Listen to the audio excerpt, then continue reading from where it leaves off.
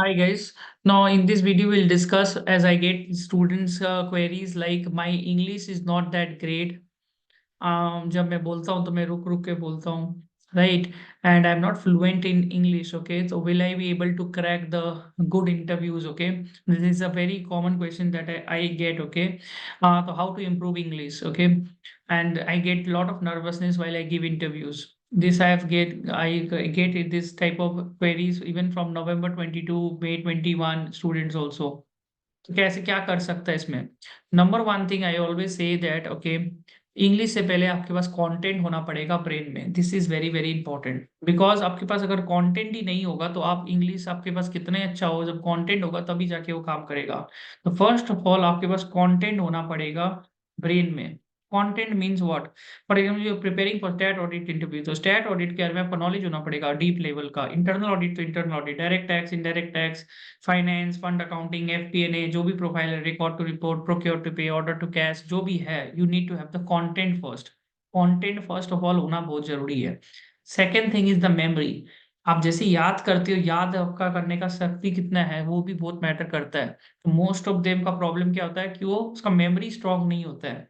उसको लगता है उसका इंग्लिश खराब है, पर एक्चुअली इंग्लिश खराब नहीं है, उसका मेमोरी स्ट्रांग नहीं है। आई थिंक अगर कोई रिलेट कर सकता है तो do give a thumbs up to this video also. Problem in even in clearing CA exams also, this is the problem that they are not able to remember things for long term. अब memory को कैसे improve करना है, ये एक बहुत important question है। Memory आपका इंप्रूव होगा, पहले तो अंडरस्टैंड करना पड़ेगा चीजों को properly. After that you need to write without seeing properly. लिखने के बाद आपको बोलना पड़ेगा, उसको प्रैक्टिस चाहिएगा आपको, and then test देना पड़ेगा। That is how you will be able to remember things for really long term.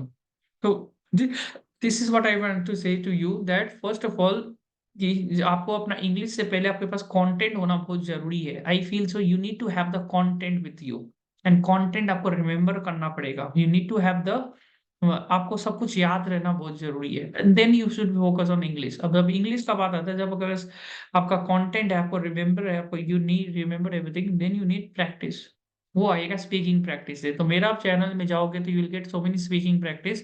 तो हम लोग स्पीकिंग प्रैक्टिस अगर कैंपस इंटरव्यू से पहले करवाते ही है तो मेरा आप ज्वाइन भी कर सकता है।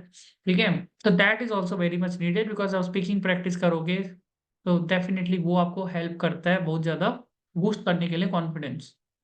गॉट माई पॉइंट ना? तो speaking practice really makes a big difference. Speaking practice चाहिए बॉस। एंड मेन चीज है बॉडी लैंग्वेज भी, बिकॉज इंटरव्यू में बॉडी लैंग्वेज बहुत मैटर करता है आपका। तो body language plays a big role, क्योंकि आप एक दो बार प्रैक्टिस कर दोगे, इतने सबके सामने दोगे तो it will really help you. तो ये सब चीज जरूरी है कि कंटेंट वगैरह। एंड मोस्ट ऑफ देम का गलती यही करता है कि उसके पास नॉलेज नहीं रहता है, और वो फिर भी नॉलेज नहीं होने के बाद भी वो हमेशा इसका लेके टेंशन रहता है उसको कि इंटरव्यू कॉल नहीं आया। इंटरव्यू कॉल आने पहले तो आपके नॉलेज होना पड़ेगा। First of all you have to focus on building your knowledge. फटाफट नॉलेज आपका ब्रेन में होना बहुत जरूरी है। And then you should look think about the I am not getting calls. And बहुत जो एक और गलती करता है, उन लोगों को लगता है नॉलेज लेके क्या करेंगे जब इंटरव्यू कॉल ही नहीं आएगा। This is another big mistake they do. मेरे हिसाब से आपका मेन मकसद ये होना चाहिए कि आप जब पढ़ाई कर रहे हो तो just not study for interview purpose, for exam purpose. आप इसलिए पढ़ाई कर रहे हो कि जितना भी नॉलेज आप अक्वायर करोगे आज नहीं तो कल वो काम आएगा आपको, बेटर सर्विस देना अपना क्लाइंट्स को। चाहे वो जॉब कर रहे हो, चाहे प्रैक्टिस कर रहे हो, चाहे बिजनेस कर रहे हो। तो the main purpose of acquiring knowledge is to understand it very nicely so that it is always in our tips when everybody asks you. For example, somebody asks you section 54 or GST or corporate tax rate or MAT rate, deduction under ATC or anything, तो आपको बोलने में easy हो कोई भी चीज तो, या एसएपी फिको या कुछ भी आपको पूछ रहा है, टी कोड्स वगैरह, you will be able to say Ind AS IFRS. तो आपको नॉलेज इस तरीका का होना बहुत जरूरी है। तो बहुत लोगों को जो लगता है गलत फहमी कि मेरा इंटरव्यू क्लियर नहीं हो रहा है due to my English, I think so, I don't think so that is the main reason. The main reason is that okay, that उन लोग के पास कंटेंट ब्रेन में रजिस्टर्ड नहीं है, जो कंटेंट एक्चुअली इंटरव्यूअर को चाहिए।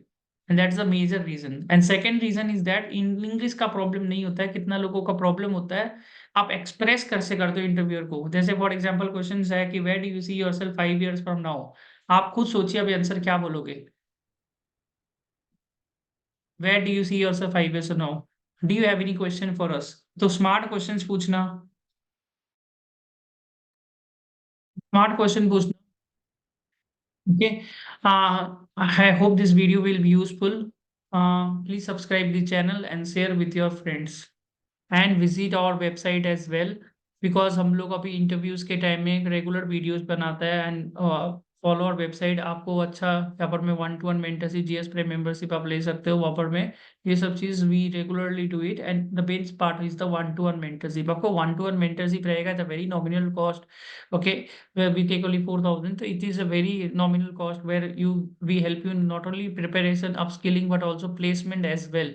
Okay, as much as possible अगर कोई भी वैकेंसी होता है, कैन जॉइन में व्हाट्सअप ग्रुप ऑल्सो।